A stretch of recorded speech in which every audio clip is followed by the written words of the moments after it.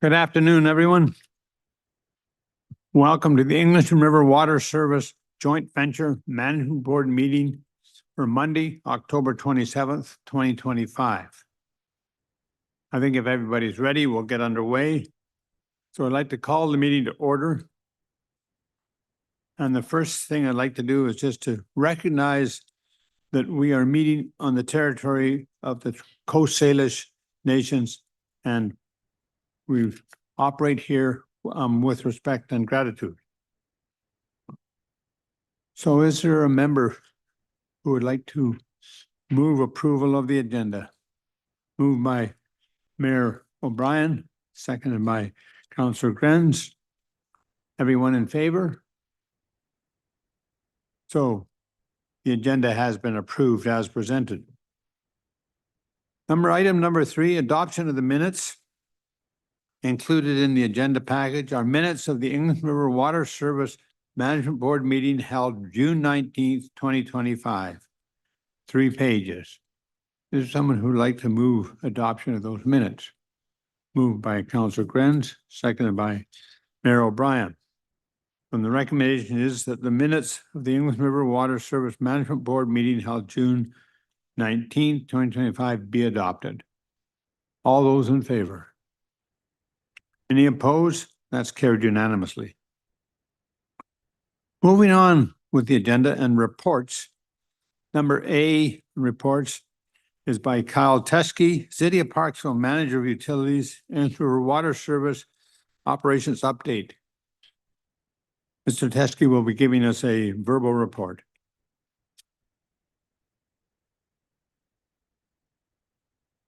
Thank you, sir.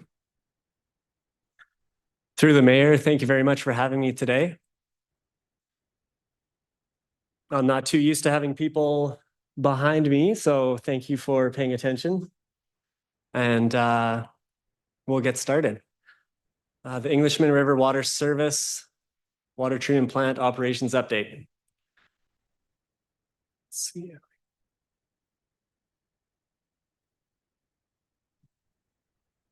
All right, I'd first like to start out with a great thank you to the staff in the operations department. Firstly, Barb, our utilities technician. She helps a lot with these slides and data collection and visual production. Kevin, Chris, and Justin in the water treatment plant, and the rest of the utilities team. Our yearly water consumption since the last report has come in at an even 70-30 split between Parksville and the RDN. That will be updated as we go throughout the year, but 70-30 so far. Our water production versus consumption. You'll see we have the monthly consumption by Parksville and the RDN in the graphs, and in the bar charts, and our 5-year average production shown in the green line. You can see that this year consumption was up in May and June, but as our water restrictions were implemented, we fell below the 5-year production average. On the right, you can see the conservation levels that were put into place. June 27th, we went into stage 3, and August 1st, we went into stage 4. I found this graph very interesting by Barb, and she keeps us updated on how the water restrictions correlate to the water consumption in Parksville and the RDN. And you can see that in orange, when we went into level 3 conservation, our production went up a little bit. And that was in the summer months, as we started to get into the summer months. But as we went to stage 4, restrictions, our consumption levels went down. And you can see those averages there in the horizontal lines. Our water quality is of utmost importance in our utilities division. Keeping our water clean and clear to deliver to our residents. We sample for disinfection byproducts, parasites. We complete full spectrum analysis and bacteriological as well. Of note is that 0 test results exceeded the maximum acceptable concentrations or aesthetic objectives throughout the year so far. As we get into operations and maintenance, our team has done a phenomenal job. What I've seen so far, and to date, we are always updating our safe work procedures, and we are going to be categorizing those moving forward and really working to stay safe. We completed a video inspection. The picture on the right there is with our contact tank, and we sent a remote operated vehicle through the tank to inspect for contaminants and just overall cleanliness. We didn't find anything, no issues. We noticed that safety could be improved within the chemical room, and overhead protection was installed.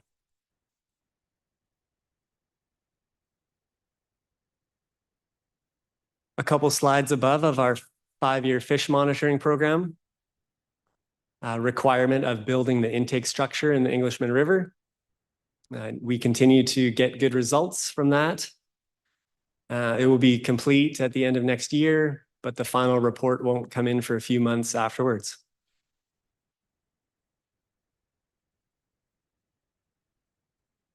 Our water study is ongoing. And recently we had a working group session held by KWL to discuss our preliminary findings. Based on feedback, KWL is finalizing phase 1 of the study, and an upcoming presentation in 2026 is coming to the ERWS board.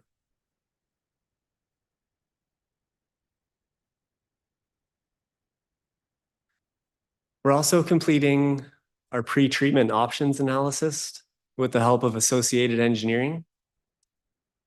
And so far to date, 2 options are recommended for pre-treatment study and implementation. We have an incline tube settler coming and an upflow roughing filter as well.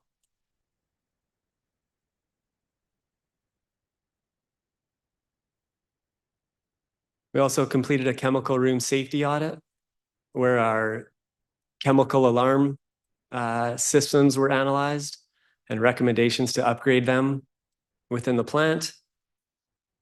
And our loading shelter outside, we're going to be constructing a shelter above the offloading area so that drips from above would never happen to a worker doing an offloading.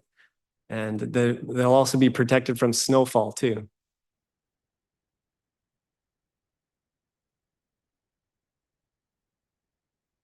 Our sodium hydroxide tank replacement project is underway and being completed on time, on budget, and very safely.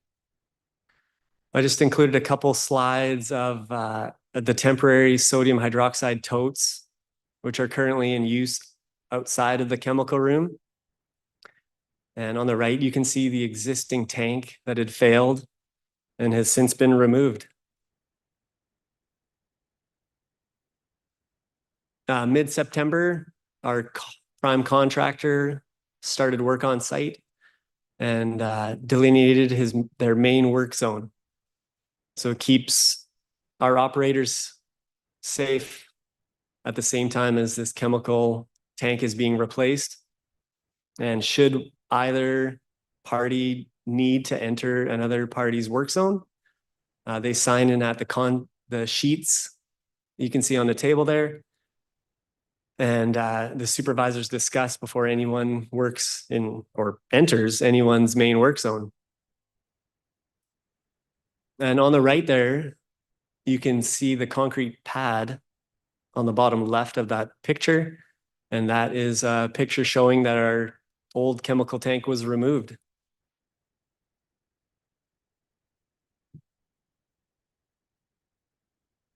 Bottom left, you can see mid-October, the contractor removed the outside cladding from our water treatment plant. About a week later, they removed the internal chemical pumps and piping and electrical lines where the chemical pumps were located.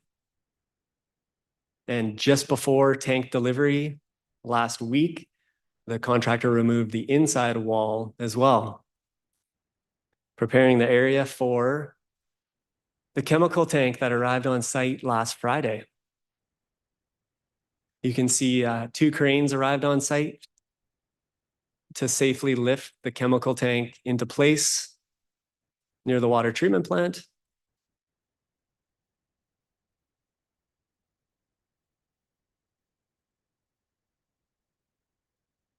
Everything is completed slowly and safely. And here you can see it being rolled into its final location on top of the existing concrete slab inside.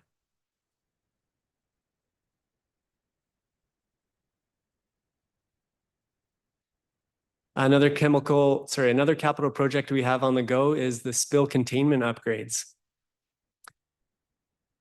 So you probably heard that our spill containment cells aren't contained. So we've worked to find the sources of the leak, and we are currently, we have a proposal out to seal the containment cells.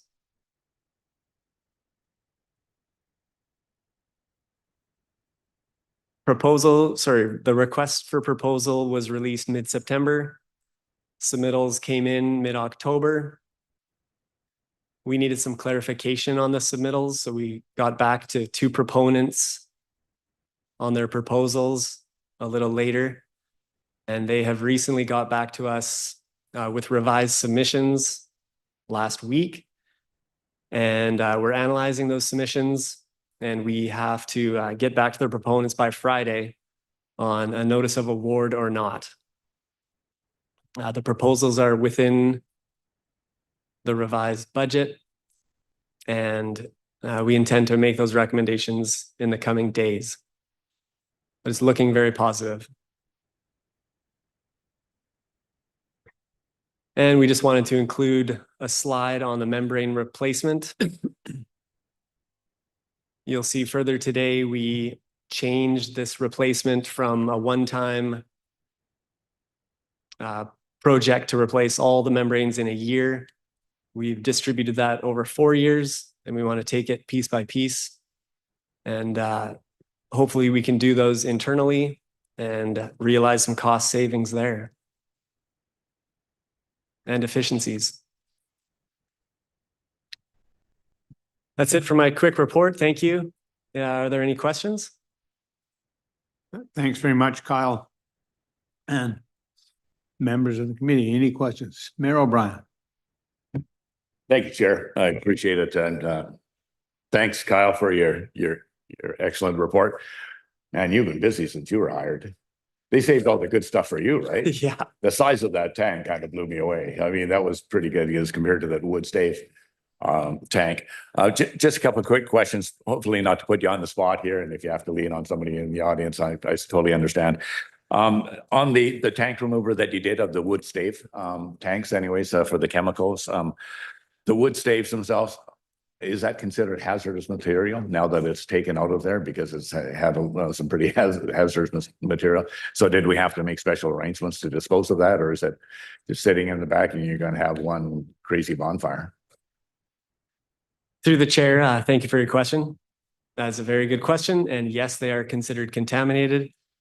We put in the proposal or in the contract that the contractor is to tell us where it's going how it's being remediated properly and safely.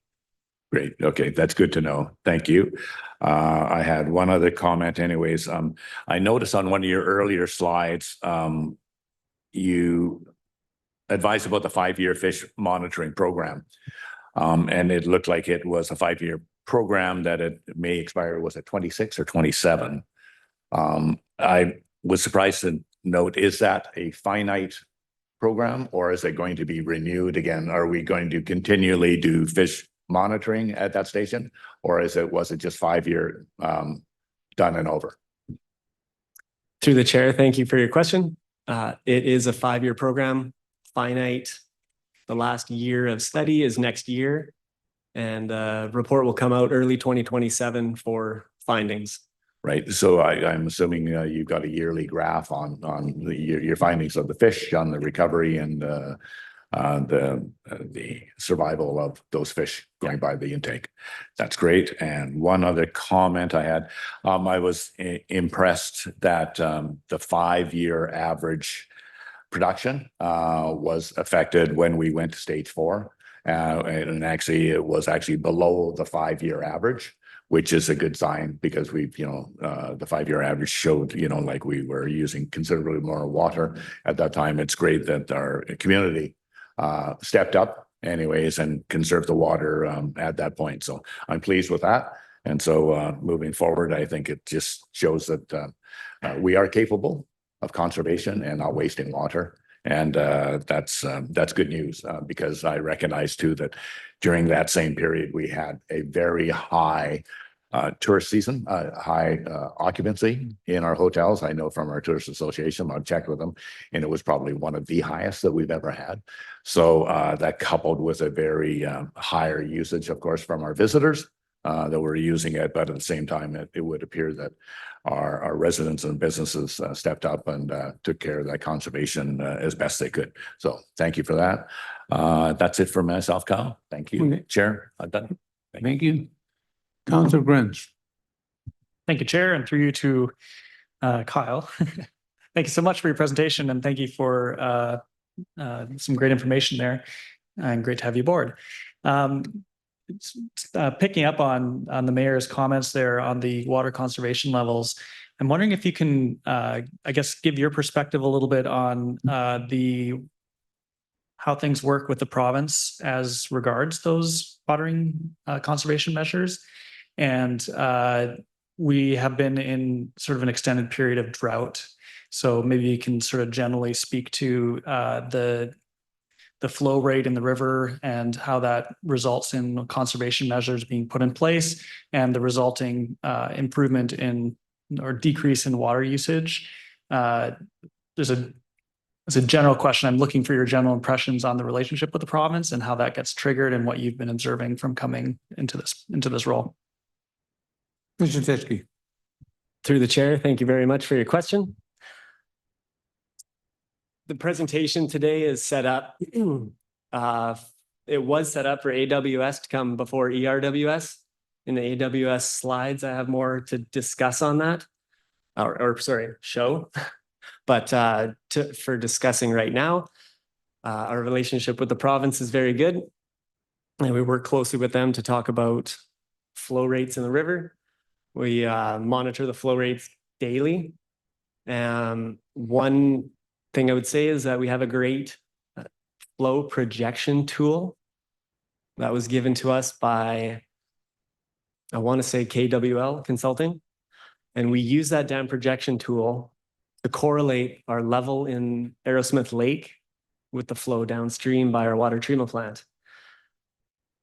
In order to keep our permitted mandated 1 meter cube per second in the river at all times, we use the dam projection tool to adjust the flow rate coming out of the dam in order to meet that 1 meter per second for the entire year. We implemented stage 3 water restrictions in anticipation of the 1 meter cube per second throughout the year, and we went to stage 3. As you saw in the graph, flow went up, flow usage went up, but it was hot summer months. So that's to be expected. About a month or so later, on August 1st, we used the dam projection tool to once again look into the future as best as possible. And we went to stage 3 water restrictions. And as you saw, wonderful residents of our area started consuming water and flow increase usage went down. The most interesting thing I've seen since I've been here is that we were getting very close to the 1 meter cube per second. And the valve at Aerosmith Dam was throttled very well by our operators. And thankfully it rained on the Friday that we were anticipating going below the 1 meter cube per second. And things worked out perfectly. One thing to note is that when our dam level goes below 810 meters above sea level, we're not able to see the Aerosmith lake level. The transducer doesn't go below that. So once it goes below 810, we're not able to best use that dam projection tool. So we're looking into ways to get that transducer to be able to read deeper, let's say, in order to better define that 1 meter cube per second in our river. I hope that answers your question. That's a good preview, I think, of maybe the next presentation in the next meeting. So thank you very much. And good to hear about the crystal ball that you got from KWL. No, thanks very much, Mr. Teskey, for your report. It was a thorough report and very timely.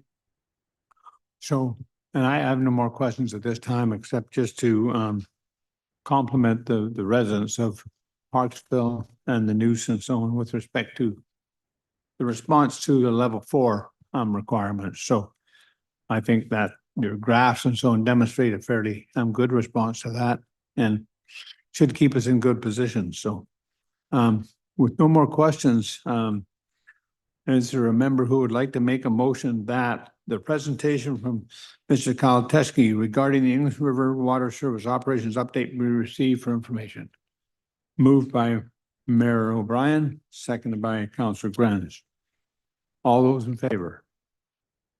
So that motion, that report has been received for information, and thank you very much. So moving on, the English River Water Service Management Committee, English River Water Service 2025 to 2029 amended financial plan as per page 7 to 14. And the board consideration of the ERWS 2025 to 2029 amended plan. There's a recommendation here that we'll be considering that the report from the English River Water Service Management Committee dated October 14th, 2025, entitled English River Water Service 2025-2029 amended financial plan be received. So in order for us to consider that, we'll hear what Jed has to say. Good afternoon. Thank So with ERWS, as you noted in the minutes or in the agenda, there's 2 financial plans that need to be considered by the board today. So we'll go through first our process that the board needs to follow with respect to approval of the financial plans for the ERWS. And then we'll go through the amended financial plan for 2025 to 2029. And then the upcoming 5 years, the 2026 to 2030 financial plan. And then the recommendations, which are also in your board agenda. So per the ERWS joint venture agreement, the management committee, which is staff from the city of Parksville and the RDN, meet to review the operations and preliminary 5-year financial plans. Once we've concluded on that, then it comes to the management board here to review and hopefully approve those financial plans. And then the final step is for each of the joint ventures to adopt their respective portions of the ERWS financial plan into their own local government financial plans. So in this case, it would become part of the RDN's financial plan and the city of Parksville's financial plan. And this allows our local government joint ventures to meet the community charter requirements with respect to financial plans. So that's our process. If we have an amended financial plan, which we don't have every year, but we can have every year if we need it, we'll go through that one first and then go through the 26 to 30. Thank you. So further to the meeting that the board had in June, in which the management committee brought forward some of the areas that we were seeing budget restrictions on, and especially with respect to our capital projects where we had some coming under budget, some going over budget, and really provided to the board at that time our forecast to the end of the year on those projects and operating items. As a condition of the board's preliminary approval of those amendments in June was that we would bring back to you a final amended financial plan with where things landed as best we can estimate at this time. So this amended financial plan is really kind of 5 months later and looking at what we forecast to the end of the year and what changes that we need to make in order to accommodate those different changes. I'm pleased to advise the board that we were actually able to reallocate funds within the requisition that had been approved last October by the board and just reallocated amongst the various categories so that we don't actually have to increase the overall requisition. Further to that, we had a short discussion about reserves and where they should be accumulated in the joint venture versus in the local governments. And I'll provide some commentary on that and what our decision was at the management committee and our recommendation therefore to the board. So I'll just go at a high level through what some of the changes are that were required to the originally approved financial plan. And the first is to reallocate $75,000 from maintenance wages to operations wages. What we have is our staff at the ERWS water treatment plant take a look at their work plan and make their best guess as to the allocation between operations and maintenance. But then the year goes forward and that split of wages may be different. So it's the same total wages, we just need to split the categories there. The rest is reallocating for some capital and minor capital. So if you recall, the board approved a capital contingency amount of $100,000 as well as a minor capital contingency amount of $50,000, knowing that a lot of these projects still really needed to be fleshed out. That gave us the wiggle room to be able to reallocate. So we have capital contingency being reallocated to the containment resolution project, and the minor capital contingency being reallocated to pre-treatment options study, which required a little bit more based on the bids that we received. Implementation of chemical room safety audit recommendations that were brought to the board in June, and also that containment resolution project that came in much higher than the original estimates. The good news is that the chemical tank replacement came lower than the original estimates, so we were able to tweak those a little bit. In order to allow for the piloting of the pretreatment option that was recommended from the study, we've deferred the pretreatment design out to 2026 and then use that $250,000 budget towards the piloting in 2025. So hoping that by the end of 2026, we'll have a solid solution to bring to the board for moving forward on that project. The $400,000 contribution to reserve in the financial plan is being removed completely. That's based on discussions amongst mostly the finance staff, but also our other managers with respect to what makes sense for the individual local governments with respect to reserves. And what the thought process is on this is that each of the local governments, whether that's the city of Parksville or the regional district, and then drilling down in the regional district to each electoral area, has different opportunities to use different capital funding options. So that might include grants. It might include your community works funds that are allocated to each of you. It might include DCCs, and it might include other reserves that have been saved or collected over time.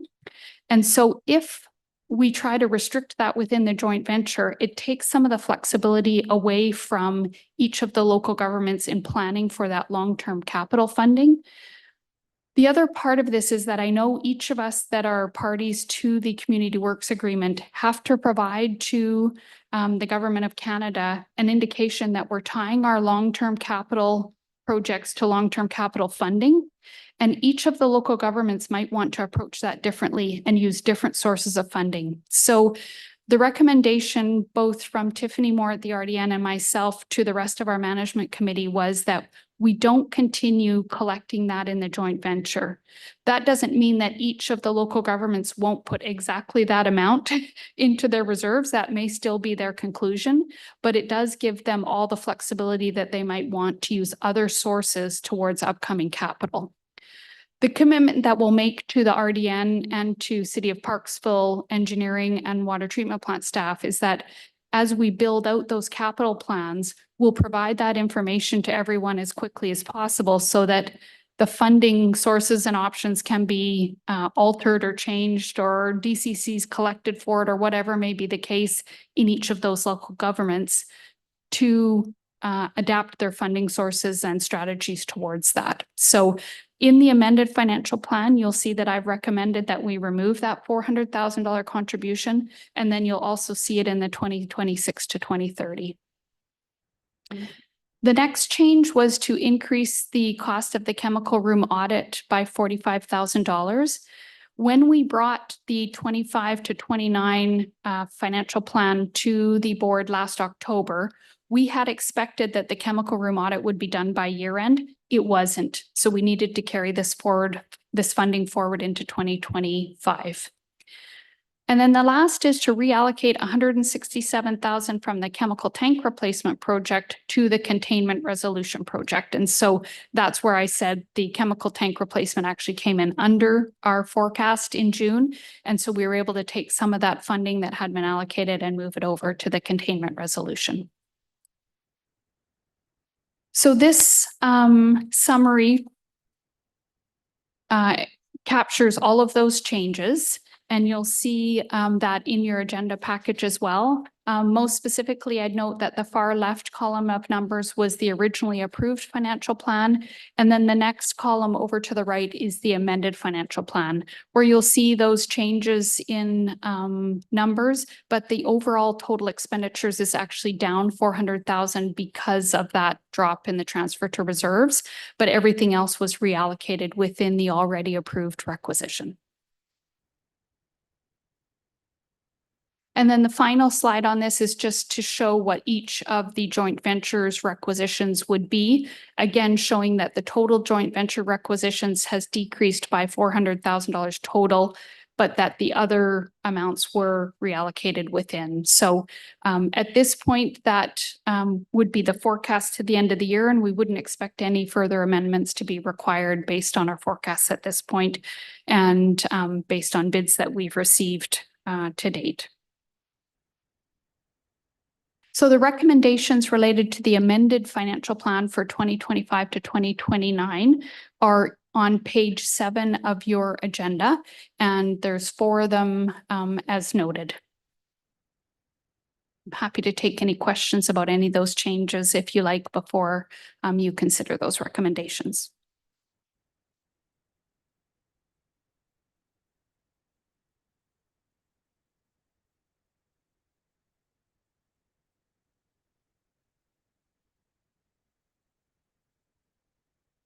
So that page really just captures Yes. everything and what Yeah. we are.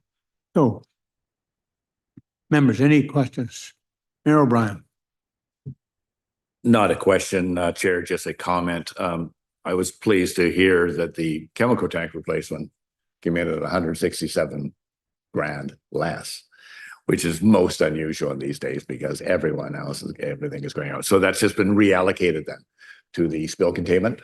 That's being, as described by Kyle anyways, is ongoing now that the chemical tank, have we made final payment on the chemical tank? So like I know the installation went in just recently, like last week. Has final payment been made, or is there still work being done on that, so forth? We distributed the funds, is what I'm getting at. Yeah, through the chair. No, we just got delivered on Friday, so I expect that installation will get complete over the next week or so. And we've been making periodic payments on the project per our contract, but we wouldn't have made final payment yet. So just progressive payment so far, and then the final payment is expected soon.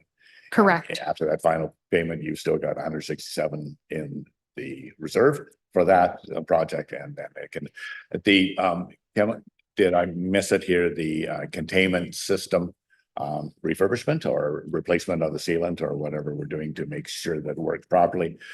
Do we have a price on what that is looking at, total, or are we, is that going out for, I'm not sure with Kyle's report, was that going out to bid at this point? Yeah, through the chair, the estimate in the 26 to 30 budget is $280,000, which was higher than the original that we had expected. So we've been trying to be very conservative in our estimates just because of the economic reality we're working in right now. But once in a while we get a win and it comes in under budget and we're able to use those funds on projects where we're coming in above. So we appreciate the board giving us the flexibility of those contingency amounts because it's allowed us to keep things moving within the total requisitions that were approved by the board. Right, and so that is estimated to be $280,000 for the total package price, less the $167K that we have allocated from the chemical tank. That is great. Thank you. Correct. And it's great we're getting all this done. It's when we first discovered this, I have to say that the alarm bells went off in every, it's not just the chemical tank alarm bells, but in our financial alarm bells too. So I'm pleased anyways that staff have come up with all of our team a very progressive solution to what was a major problem here and affected not only our plant, but affected the safety of our workers. And so this is great that it's been done very quickly. And it looks like we're going to be up and running with a new tank in very short order and have that containment built in to work containing instead of releasing. Thanks very much, Jetta. That's Thank all you. the questions I have, Chair. Mr. Graham. Thank you, Chair. Through you to our Director of Finance. Thank you for the report. So I'm noting that the first round, so this is probably what you spoke to at the beginning, the first round of the financial plan, 5-year financial plan does still show transfers to reserves in the coming years. And then that's going to be removed in the next sort of stage of this where we will be removing those in the coming years, correct, right? Through the chair, not quite. You'll see in the 2025 amended that it's removed in 2025. I just left it in the subsequent years just because really we're dealing with 2025. So there'll be no reserve transfer in 2025 in ERWS. In the next financial plan that we go through, 26 to 30, you'll also see none in those years. So in theory, I could have changed all of those years in the amended. I just changed 2025 to be sure that. Thank you for confirming that. Yeah, Yeah, that was definitely what I was getting at. Yeah, Thank you. okay. And then the other more general question is, so I note that we're spreading the cost of the membrane replacement over multiple years, doing it in multiple stages, which does smooth out the financial plan. There's still a lot of bumps in the financial plan year to year. What should I know about that? Through the chair, can I put a hold on that question till we get to the 26 to 30 and we can Yep. walk through those years? Because I think that spreading the membrane replacement over those years actually really helped in that. But yeah, there are some pretty significant peaks and valleys in here. And what we're hoping is that we'll work with the joint venture partners to just like we're doing at the City of Parksville to build those reserves or other sources of funding so that we're not seeing the tax or rate requisitions going up and down like that. That's obviously what we want to avoid. And that was part of the decision to kind of take the reserve contributions out of here, is that then there's the flexibility at the joint venture level or joint venturer level to use grants or other means that they have to reduce those peaks and valleys. Yeah, right. Yeah, $400,000 plus membrane amount of smoothing, but still some smoothing to be done, looks like. So, Right. okay, I'll look forward to Yeah. that. Thank you. Okay. Yeah, I guess my question, Jetta, would be, so you're quite comfortable with removing that 400,000 in 2025 from the transfers that will still be, we'll have enough of a safeguard in going forward, but we'll look at that closer in the 2026 to 2030 discussions we have. Right. Thank you for kind of raising that point. Right now, there are actual funds that are in reserve in the joint venture. Yeah. And I think for right now, we'll likely leave them there for a couple of years, just to give a little bit of a buffer until we plan out some of these projects that are quite impactful to the operations of the ERWS, and that we need some creative solutions that are coming from that, and to see what the resolution of some of those might be. So it was Murray Walter's excellent suggestion that why don't we leave those there for now, see how these projects go, and then we'll come back to the board with how we actually might put those back to the joint ventures. Because our hope is that we wouldn't need to use them, but they're there if we need to. So it'll be part of the discussion at the management committee level as to how we deal with those reserves that are currently on hand. But they do give us a bit of a buffer beyond the contingencies that are approved within the financial plan. And those are things that we can discuss relative to the report that we're receiving with Parksville in conjunction with the ERWS, but also depending on just how things transpire with respect to AWS. All those will have an impact on just what happens and the need for the reserves, but also with I would think with respect to the results of the work that the RDN is doing with respect to aquifer storage and recovery, and whether that has any impact too on the longer term capital requirements. So Exactly. I think those are all part of this discussion, which is why we don't want to make too many changes at once till we kind of see where some of these fall out. And so I think, yeah, those are all part of that discussion as well. okay, thank you very much. Okay. So before us now, I think it's with respect to and it's as per the agenda, the report from the English River Water Service Management Committee dated October 14th, entitled English River Water Service 2025 to 2029 Amended Financial Plan be received. So, and included in that, and this is as per the agenda, and correct me if I'm wrong, but that the English River Water Service Management Board approved the amendments identified in Schedule A and summarized as follows. 1, reallocate 75,000 from maintenance expenditures to operations expenditures. B, reallocate 32,000 from capital expenditure to minor capital expenditures. And C, reduce joint venture contributions to reserve for capital renewal by $400,000. And number 3, that the English River Water Service Management Board approve the ERWS 2025 to 2029 amended financial plan attached to Schedule B to the October 14th, 2025 report. And number 4, that the English River Water Service Management Board recommends the joint ventures adopt their respective portions of the ERWS 2025 to 2029 amended financial plan attached to Schedule C, City of Parksville, Schedule D, Regional District of Nanaimo, to the October 14th, 2025 report. So there's 2 things in there. 1, to receive the report for information, and then these subsequent motions with respect to how to address the aspects of the 2025 to 2029 plan. Yeah. So moved by Mayor O'Brien. I would like to move all 4. Moving forward. You good with that, Joel? Okay, all those in favor? Any opposed? See none opposed? That's carried unanimously. Moving on the agenda, item C, under what number is that under? I guess that's under number 4. English River Water Service Management Committee, English River Water Service 2026 to 2030 financial plan, pages 15 to 21. Board consideration to ERWS 2026 to 2030 financial plan with recommendations regarding alternatives for accumulation and the use of reserves related to future capital expenditures of the ERWS in response to the June 19th, 2025 ERWS board motion. So Okay. Yep. Next one.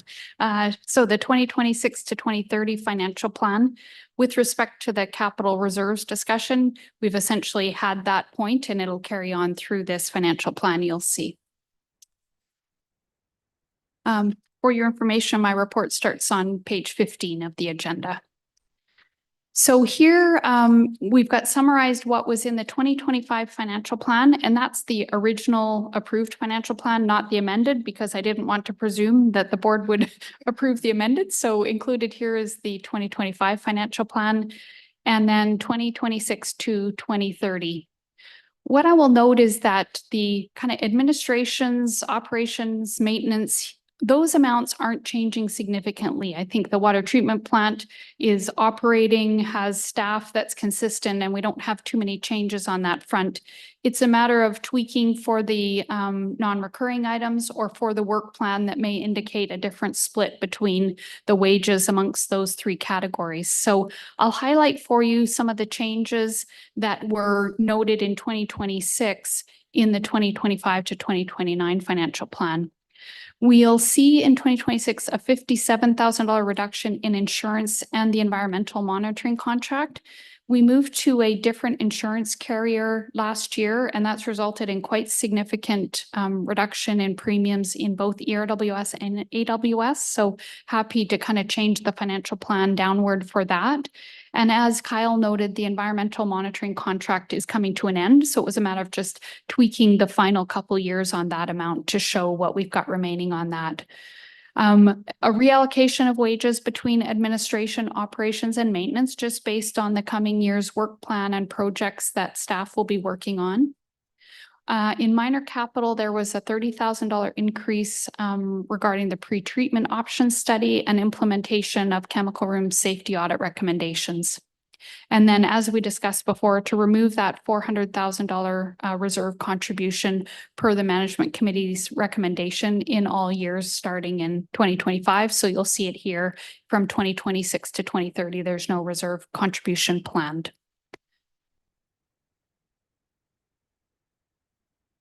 The next part is looking at the capital. And this is where we really see the peaks and valleys in the requisitions, because those capital projects that we have right now within our 5-year financial plan are quite significant. What's similar to last year is that for each of the projects, we have the design happening in 1 year and then the construction in the subsequent years. So you'll see that with pre-treatment starts in 2026 with construction in 27. In 2028, we see the upgrades to the wastewater, the design being in 2028 with construction in 2029. What else is different, though, is that membranes replacement program we took from a $1 million in 2029 to spread it out as $250,000 per year across from 27 to 2030. A couple of things to note on this. One is that the membranes, I believe they're referred to as trains. So that's 4 that need to be replaced. What we may see is that after we replace the first one, that we have efficiencies in subsequent years. But because this is the first kind of run through of replacing those membranes, right now we're budgeting conservatively and have put in that full $1 million across the 4 years. What I'm hoping is that after 2027 and we have that first year done, we may see a drop in the subsequent years and it actually won't cost that full $1 million for all of them. I think we'll have some learning, some efficiencies, and as Kyle referenced, we might be able to do some or all of it internally. So we'll leave it as it is for now, just because I prefer to budget conservatively and not have too many surprises. But I'm hoping that as the next few years come, that we'll see a reduction in that. There's also the addition of 2 projects following the chemical safety room audit, the chemical alarm project and the chemical loading shelter, both of which Kyle referenced in his presentation. As well, in 2026, we have the completion of the tank replacement and spill containment. So right now we've estimated what portion we think will finish before the 2025 year end and what will be remaining likely to finish in the first couple months of 2026. If those are significantly different than what we've estimated, then we would likely bring an amendment back to the board in early 2026 to amend those amounts, just so that the final numbers from ERWS going into the RDN and the City of Parksville financial plans are closer to the number that really it ought to be, rather than having a late amendment. And then finally, you'll see a second stage membrane modifications and design project in 2028. And that's just looking for some efficiencies in that process as well. So that's a couple years out from now, but just wanted to point that out because it was a change from our prior year financial plan. So looking at our summary then, we've got the joint venture requisitions or contributions. It's a decrease in 2026 from what was presented in the 25 to 29 financial plan. And that's really as a result of how those capital projects are being scheduled.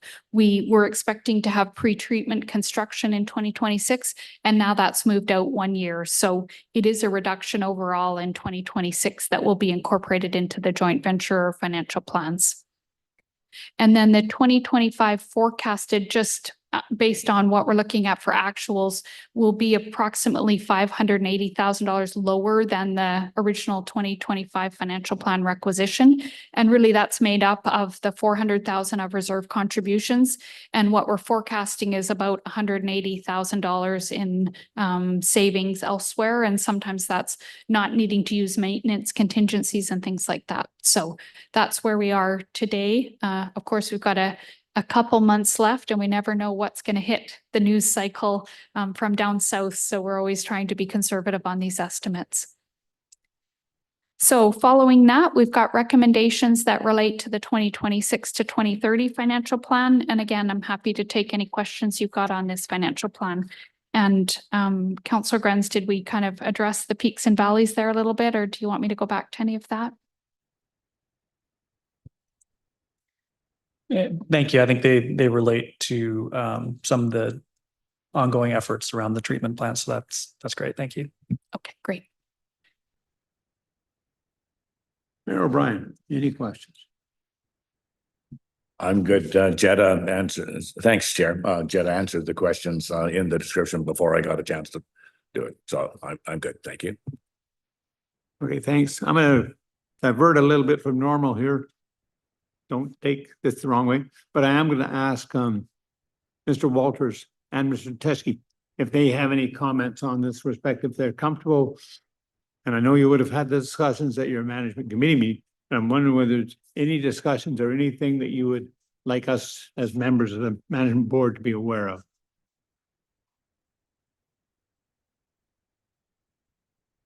Thanks. Say a few words. I like to. Thank you. I'll pass over to Murray. This is kind of spur of the moment thing, but I didn't mean to put you on the spot. no, that's okay. I guess I just like to remind everybody that this is a long-term thing we're into here. And, you know, we do our best to forecast what's going to happen in the next 5 years from a capital spending perspective, but there's opportunities, great opportunities for change to happen, even with some of the big numbers that we're showing in here around what we learned from the pre-treatment trial, pilot trials. And, you know, we're talking about a big expensive change to wastewater that, you know, that might not actually be needed when we get there based on the other work that we're doing. And also to not lose track of the thought that when we built this plant in the first place, we were forecasting the need to expand it in a couple of times throughout the life of it. And by the book only, it was projected with the population projections that we built it on that about 8 years after it was commissioned, we need to increase the capacity a little bit from 16 megaliters to 24. So I don't think we're seeing the signals that that's going to happen in 2028 at all, but it's something just to be aware of as we're moving forward, that there are some things out beyond 2030 that are important. And when they come back to this, it won't be like this is the first time we've thought of it. Like those have been on the list for quite a long time. So other than that, I'm quite pleased with what we're doing there. I think we've, you know, through the efforts of the folks in the plant, we've made major strides on how well that place works and how well we can predict what we need moving forward. Thanks for the nickel. Okay, thanks, Murray. Any questions?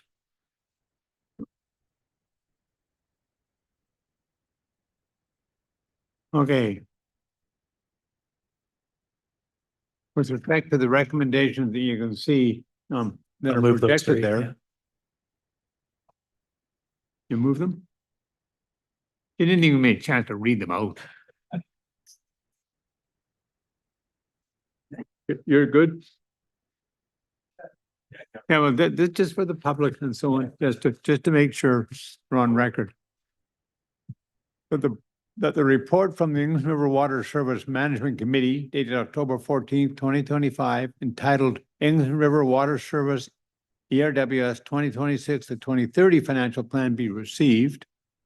And two, that the English River Water Service Management Board approve the ERWS 2026 to 2030 Financial Plan attached as Schedule A to the October 14th, 2025 report.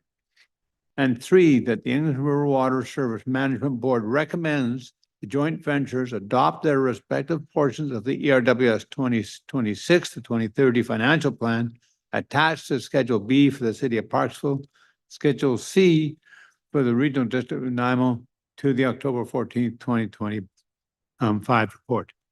So those are the ones you moved. And you're comfortable seconding those? All in favor? So those motions are all carried unanimously.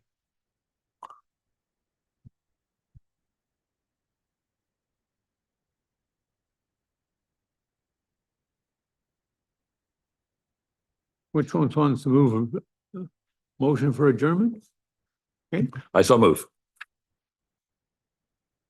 you want to stay here or you want to end this thing? I'll go ahead and second that. Okay. Okay, thanks very much. So all in favor of adjournment? Okay, thank you. We are adjourned, and thanks, Kyle and Jetta for your reports, and Mr. Walters for your contribution. So, and thanks for the thoroughness of the report, and good luck ongoing with the ERWS water service and so on. So anyhow, thank you. So we are adjourned. Okay.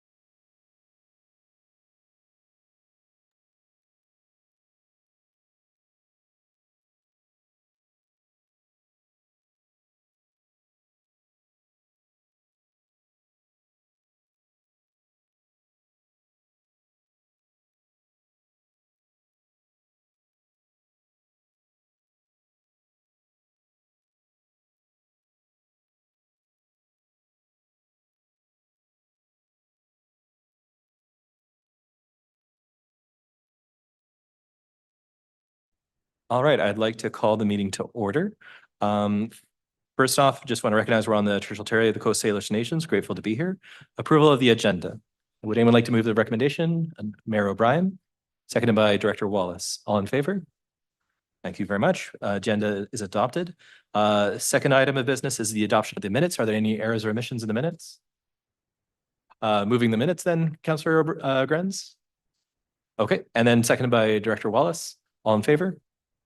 That carries. And first up, Mr. Teschke, and I apologize if I'm saying that wrong, with a verbal report.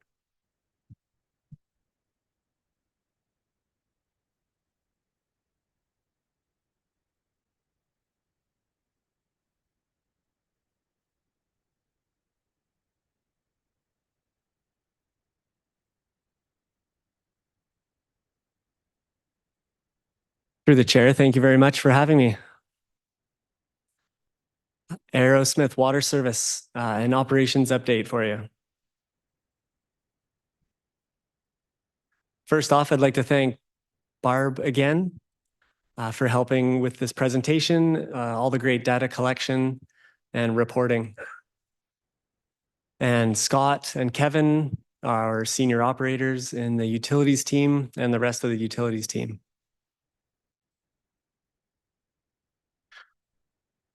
I'd like to point out or give a brief overview of the Englishman River watershed. We started incorporating this map into our weekly distribution presentation, and it just shows the Aerosmith watershed in the west of the picture, and it accompanies about 5% of the watershed total. June 19th, we received an order from the Ministry of Water, Land and Resource Stewardship under the Water Sustainability Act.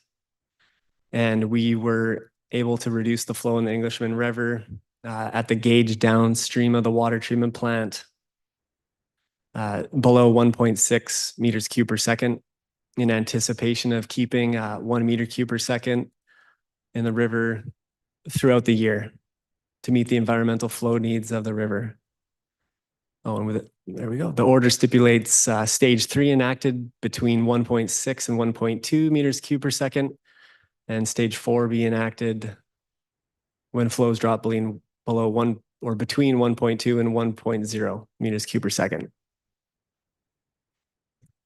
And the Aerosmith Lake elevation projection tool helps us predict when we are going to go below 1.0 meters cube per second in the river and adjust our outflow from the dam accordingly.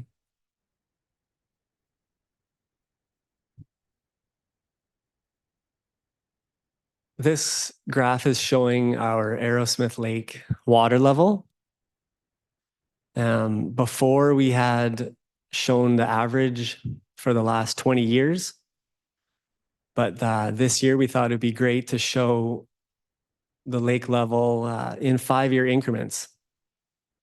So you can see the orange is the 5-year average from 2010 to 2014. The next set of 4 years is shown in green, and it's dropping lower. And the next set, 5 years, and the next set of 5 years is dropping even lower. And this year we had even lower lake level at Aerosmith Lake.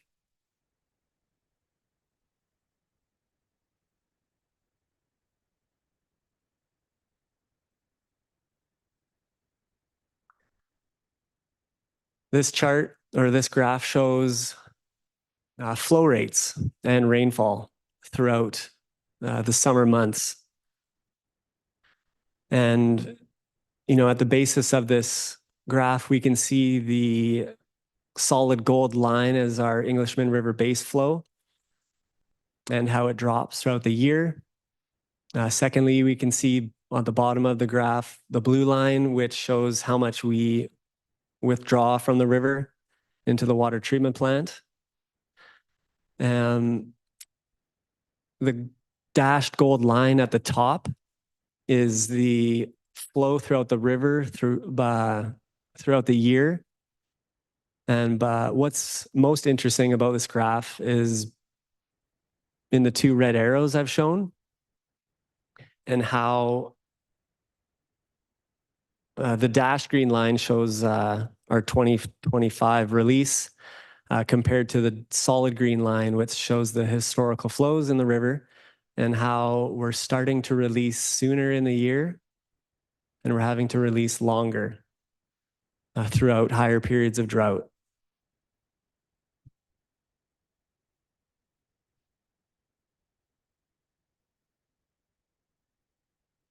Here's a picture of Arrowsmith Lake from this year. And we're still doing weekly dam inspections. The bottom right, you can see our solar panels installed on the operations building. And within the red circle there, you can see the high level intake for the dam. And the lake level dropped below this level this year. And we were only able to release water from our low level siphon intake, which is below the water level. But that high level intake is, the water level has dropped below that in a number of recent years. Oh. Thank you. Any questions? Thank you very much, Mr. Teschke. Are there any questions from the members? Mayor O'Brien first. Thank you, Chair. Thanks again, Kyle. The base flow, could we go back to that last slide if you could, Amanda? Thank you. So it looks like the river base flow is picked up already now with the rainfall. I would suggest anyways, it looks like it started picking up around the 21st of September and so forth. But I understand that the intake is just performing at that same level all the way along. We're not taking any more, but it's showing now that the river itself, like nature, is kind of taking over what our job has been for the last 2 months, is to provide the POR requirement down at the Orange Bridge anyways, basically for the habitat. And so now nature's taking over. So since our dam is rather low anyways, it probably hasn't had much chance to recover, I would think, yet. But the base flow of the river is helping with that type of thing so that we don't have to worry about running out of water in the dam, is what I'm getting. Is that true? Or are we in a dire position right now? Because it's barely picking up now. I'm just not sure that has the river base flow compensated for the fact that instead of us doing our dam release? Through the chair, thank you for your question. Yes, in the gold line, you can see that nature has taken over and it's providing more environmental flow needs than 1 cubic meter per second that we're regulated to. So rain came just at the right time this year and it's taken over, providing the flow in the Englishman River. We've shut the dam release. Okay. Do we know approximately what the river is providing as flow at this time? Like, it's a curiosity question, if nothing else. We were maintaining 1.0. And now with the nature taking over to increase that habitat just in time for our fish population, do we know by our gauge, like what is the performance level at the Orange Bridge right now? Thanks to nature. Yes, I can get back to you right after this presentation with that flow if you require. It's just a curiosity more than anything, because I'm just trying to establish the fact that when we need it most, of course, now when the fish are doing the run. And I just want to know if nature is to thank, or if I'm just to thank our incredibly talented team at ERWS, AWS. Maybe. Anyways, it's just curious and nothing pressing, Kyle. It's definitely above 3 cubic meters per second. That's what I'm hoping. Yeah, by the looks of your graph here. Anyways, it looks like it's quite remarkable increase. That, but unfortunately, like it came, but there's no guarantee. There's no, that the rain started in September. If we had another period of drought, going from September to October, I would be somewhat concerned. But at this particular point, our POR goes to October 31. That's what we're supposed to maintain, but we're okay. We're past that now. Okay, thanks, Kyle. Thank you very much, Mayor O'Brien. Councillor Grenz is next, and then Director Wallace. Thank you, Chair. Through you to Mr. Teschke? Yeah? Yeah. Second one? Second one. Okay, great. Make sure I get that right. I'll give a few options maybe. I wonder if you have any data that would chart the, if you go back one, I guess maybe Amanda's controlling that. Thank you. So this is great to see the 5-year average water level in the lake. I'd be interested to see the same 5-year average chunks around like precipitation to, I guess, understand whether just the correlation here is that there's not enough precipitation to refill the dam versus that we're kind of exhausting the dam more and more every year and then not giving enough time to refill, which I think it's the first of those, but any thoughts on that, or if you have that data? I can definitely get that data through the chair. Thank you very much for your question. I can definitely get you that data. I don't have it on this slide. Yes, we are definitely seeing an increased level of drought throughout the summer months as we move forward. And we are definitely seeing we could do better to manage our flows earlier in the dry season in relation to release from the dam to keep our flows in the river above that 1 meter cube per second longer throughout the year to get us to October 31st. So yeah, we do our best to release using our dam projection tool, release as long as possible. But I think we can definitely do more to optimize that moving forward. And we are working with the ministry to optimize that, I'd say. Okay, yeah, thank you. So the projection tool, which is new, you mentioned in the previous meeting, so that will help with that, which is great. And then maybe also working with the province, the POR changes that I believe those are still coming, right? That sort of a long-term POR adjustment, is that still in the works of the province? Yes, earlier this spring, summer, we were working with the province to get our flows and restrictions put in place. And we just didn't have the capacity to get a long-term, we tried to get a 3-year POR put in place. There wasn't enough time to get that in place. So we're working with them. We're going to work with them this fall, winter, to get a 3-year plan set in place and hopefully, do more to have the 1 cubic meter per second in the river longer for the environmental flow needs. And I just saw a hand from your CEO in the back from Kiva. Thank you. Through the chair, just there is a great online right at the moment measure for the flow. So just to address the question earlier, it's currently, as of today, showing at 10.5 cubic meters per second. And we can share the link with the members afterwards, so you can keep an eye on it for curiosity. I believe it's the province that provides the real-time data, and you can. I think Kiva's. I see people nodding, so I'm making that up as I go. Sorry, Councillor Grenz, if you want to continue. Thank you. Maybe just get back to my sort of train of thought. I'm putting a bow on this. Is that the province is working with us to get a more realistic POR that will allow us to better budget, combined with this new tool from KWL that allows for better budgeting of the water each year. So will allow for future efficiency, both in terms of how we predict what kind of flow we will need or be able to have and how we pace that out throughout the dry season. And then we're also going to be able to hopefully with the province have a better understanding from the fish study what water is needed for the environment, for the habitat requirement, because that is the whole reason why we have to do this budgeting to begin with. And maybe the final point on that is that I assume what we're seeing in terms of the averages moving forward, exactly what was predicted, we would see longer dry seasons and less water throughout the year, and it's more concentrated when it does come. So the dam, end of the day, actually really does provide a good balance for the challenge we're going to see moving forward around climate change.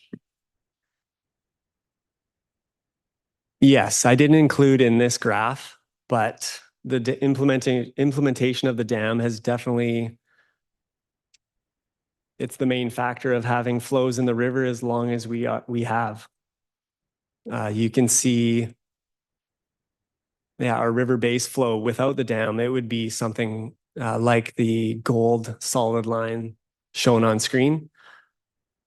But with the dam in place, we can see flows as per the gold, the dashed orange line at the top. So instead of having zero flow in the river, as per the gold line, we have the orange dashed flow in the river. And yes, we are working with the province moving forward to better optimize the flows for longer and the actual flows too. Thank you very much. Is that everything, Councillor Grants? Okay. Director Wallace. Thank you, Chair, and through you to Mr. Teschke. Did I get it? Yeah. Okay, good. Thank you. So my question is about the provisional rule. So originally the provisional rule was to manage the release in the fish window, June 1st to October 31st. Are we also having discussions with the province about how the dam is filling later and later and then it's being drawn down or utilized sooner and sooner? So is the date window also something that's being discussed as part of the provisional rule? And the second part of the question then is the stage of water restrictions also part of the conversation about tying that to the provisional rule? Those would be the two questions I have about the work that's underway. Thank you. Through the chair, thank you for the questions. Number one, yes, it is in the conversations about the timeline and the dates when they're enacted and when they're taken away. That is definite and for sure. And yes, the level of water restrictions is being discussed as well. And we're going to work towards optimizing those so we can continue to provide our environmental flow needs in the river. Yeah, just a brief follow-up then. So it could be feasible that we would see extended water restrictions as a result of the data that we're receiving. So in the past, it used to be that, you know, if you just let your lawn go brown, the rains will come. It'll, you know, it's this annual cycle of rainfall, which we are also seeing change with environmental changes. So we could see potentially longer restrictions for watering into the fall and maybe earlier in the summer. Is that a fair assumption, looking at the data that we have? Yes, looking at the data we have, we could see water restrictions come into place sooner and more abrupt, getting to level 4 sooner as well, level 3 and 4 as well, and even 2. I can't say what that will be, but definitely they're being discussed. Thanks. And just, are there any further questions from the members? Oh, Mayor O'Brien. Just want to go first time speakers here, Chair. But I had a question on the second last slide regarding the picture of the dam operations building with the new solar panels, which forever shall now be known as DOB, which just happens to be my initials as well. So I really like this building. Thank you for naming it after me. Okay, so moving on though.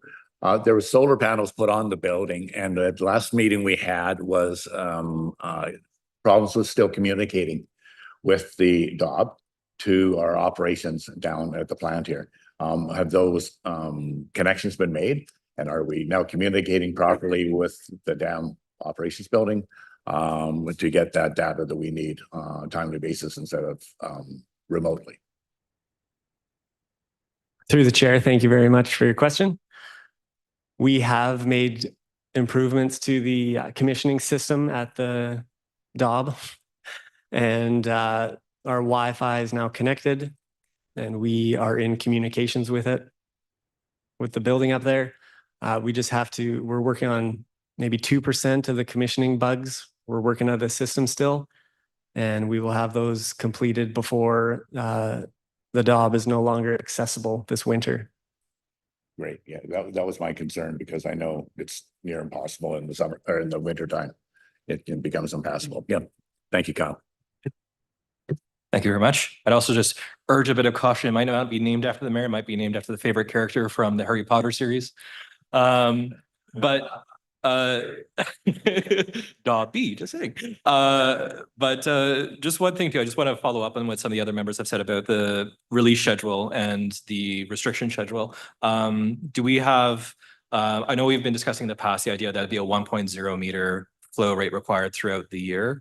Is that sort of the direction we're going in terms of the POR discussions with the province of BC?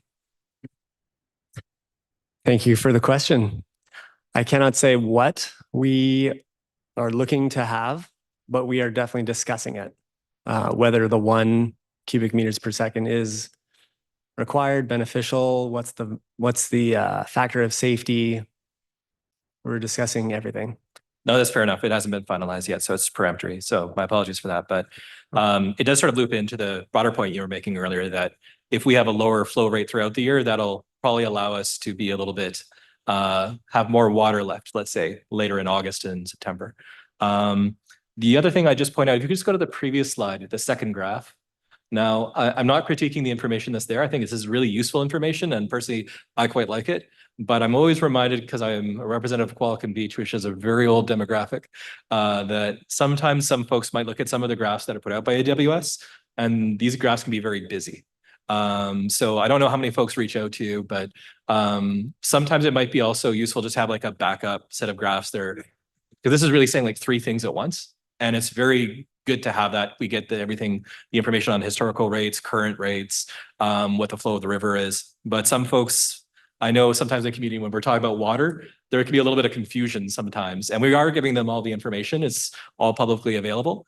But I know sometimes you kind of like, I know I've had to in Qualicum Beach on social media sort of have a long post breaking down, here are all of the links. And it's just something I'm not critiquing doing this for us and for our purposes, but also too when we have public facing work, say through the AWS update, just make sure that it's for a layperson who isn't familiar with the subject matter. Is it something that they pick up? And that's just, that's rule of thumb. You can sort that on your own. I don't have precise information on what best practices are.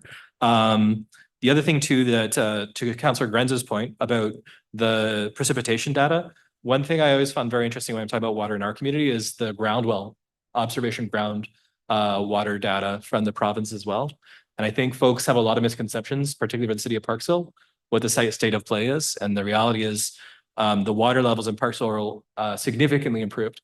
The moment ERWS opened, you can actually see the groundwater and the aquifers just shoot up, and it's a significant improvement. And that's been maintained all through this drought weather.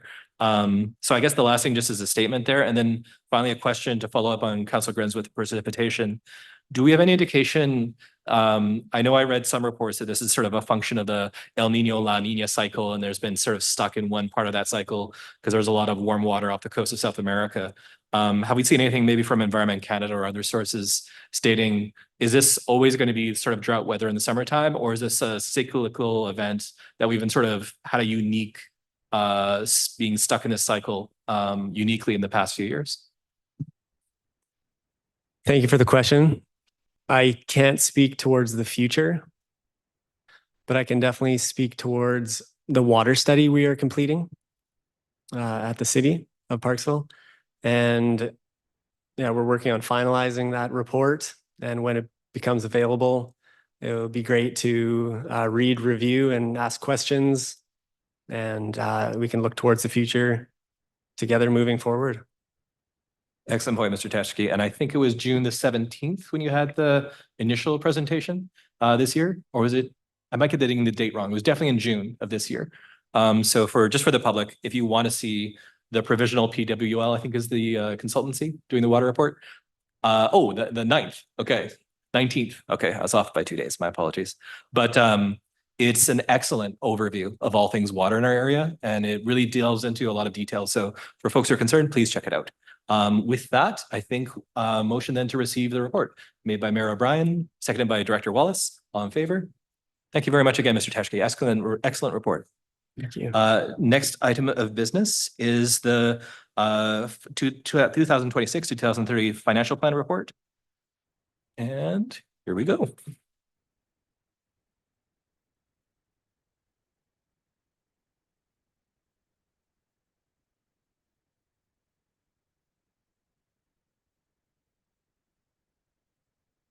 Good afternoon. Okay, we're looking at 2026 to 2030 financial plan. There's no amended financial plan required for AWS, so it's just the one plan that I'll be presenting today. So in terms of what we need to go through, just going through our process, the changes from the previous financial plan, a summarized 26 to 30 financial plan, and then recommendations per your agenda. Similar to the ERWS, we have a process that sees the management committee with staff from Parksville, town of Qualicum Beach as well, and the RDN meet to review the preliminary financial plan and operations year to date and looking forward at the work plan. Then that's brought to the management board as we are today to review and hopefully approve the financial plan. And then that financial plan is taken back to the individual joint ventures for them to adopt their respective portions of the financial plan into their financial plans to meet their community charter requirements.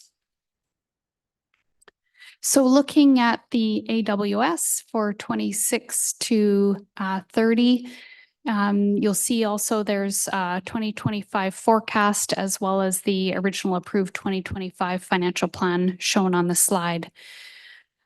With respect to an increase over last year's final financial plan, there's a $25,000 increase and a decrease of $73,000 from 2025.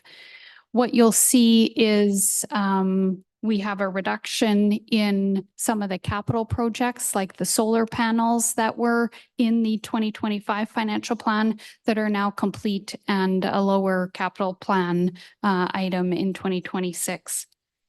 Overall, the 5 years from 2025 to 2029, total expenses were 1.1 million.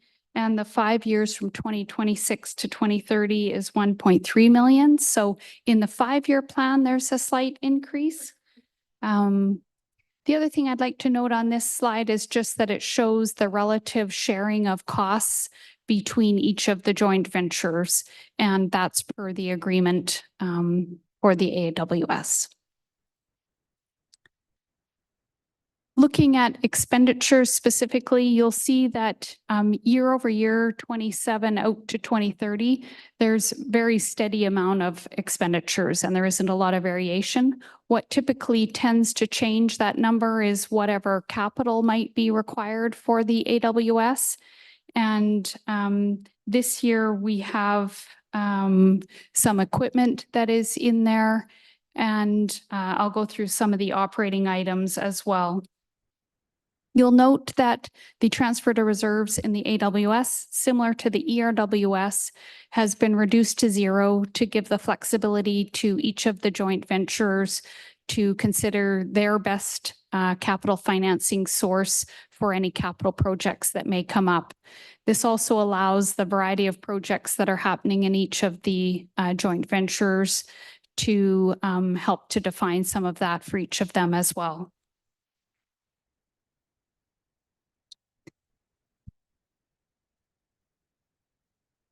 With respect to some of the operating expenditures that we see in the 2026 financial plan, there was a decrease in insurance premiums.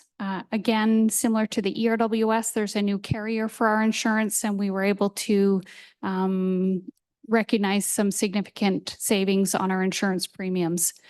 One maintenance item that is required up at the dam relates to the strain gauge upgrades of about $10,000. And that was mostly related to employee safety and just putting in a better process for that and to increase the worker safety on that. There's a reduction in wages overall with respect to just what's in the work plan for the AWS. And the final kind of minor capital item is a road upgrade that's required between the gate and the dam. And it's $40,000 is the estimate on that. So in the 2026 year, that increases our operating expenses with those non-recurring items. With respect to that capital item that was noted in AWS, it's continuing that PLC renewal project, which is being done in concert with our utilities at the city of Parksville. And so it's a $50,000 is expected in 2026.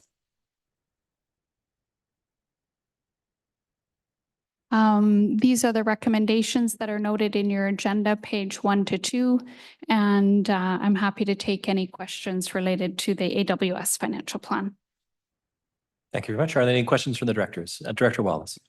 Thank you, Chair, and through you. Thank you for the presentation. Just wanted to clarify the increase in administration of 35,000 from 107,000 to 142, 107,400 to 142,200. And the reason for my question is I'm looking at the transfers to reserves and wondering why we didn't follow suit as per the ERWS change by no longer using transfers to reserves within the joint venture, but rather pulling them separately. Thank you. Thank you. Through the chair. So on this spreadsheet here, you'll see that the transfer to reserves has been removed. It's about halfway down the schedule and it shows 0 across the board. Thank you. So under the 20, so just to I'll just clarify, I'll step back and make sure I understand what I'm looking at. For sure. So on the left column, the 2025 forecast, that would be the approved 5-year financial plan, correct? Right. Yeah. And so we're in 2025. So the 2025 financial plan shows that per the difference from the approved plan for 107,400 admin, that the actual was 142,200 for admin. That was my first question. Oh, yeah, let me clarify there. The 2025 financial plan is what was approved, the 142. The forecast is actually to come in at 107.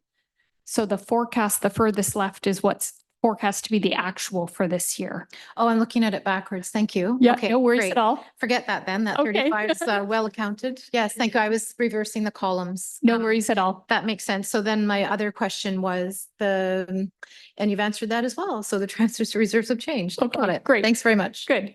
And just to echo that, I had the same misunderstanding, so Director Wallace should not feel alone in that.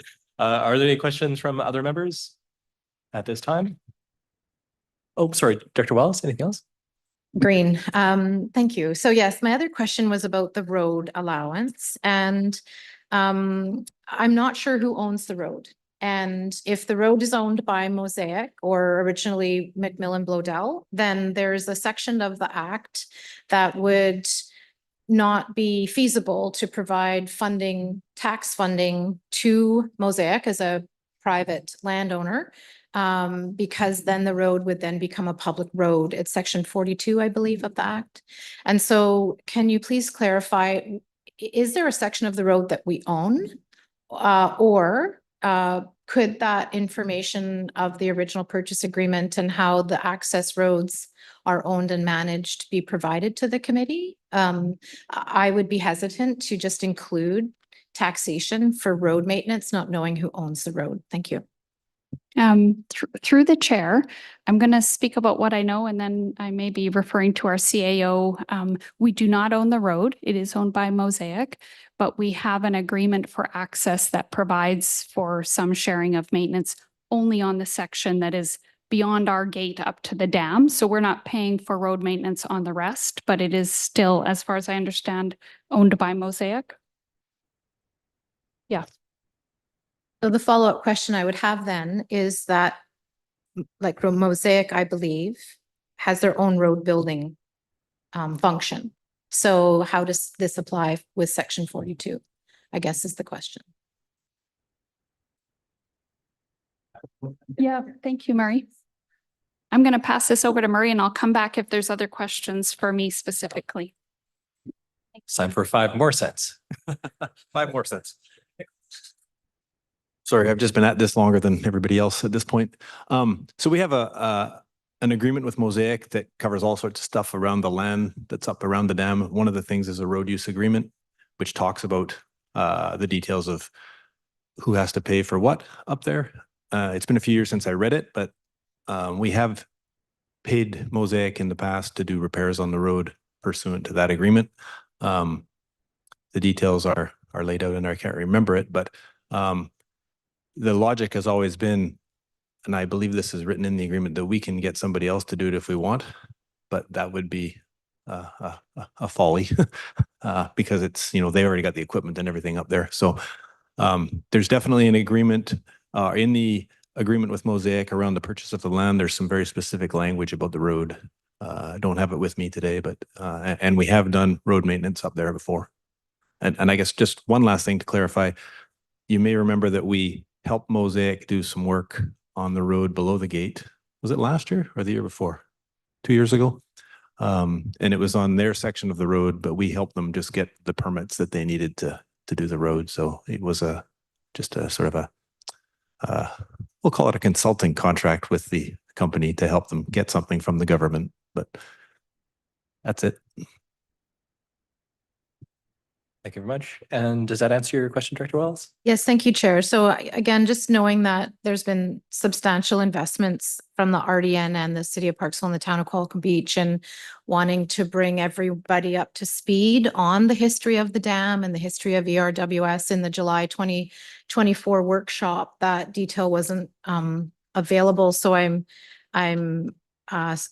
happy to proceed today, but I would actually like to know that. And I think that would be interesting information for all the elected officials to have as we move forward on, you know, exactly that, bringing up the level of knowledge on the long history here and maybe adding that to the July 2024 workshop materials, which are public on the RDN website. And then maybe that would be helpful. But and between now and when this comes to the board, hopefully that answer can be provided. Thank you.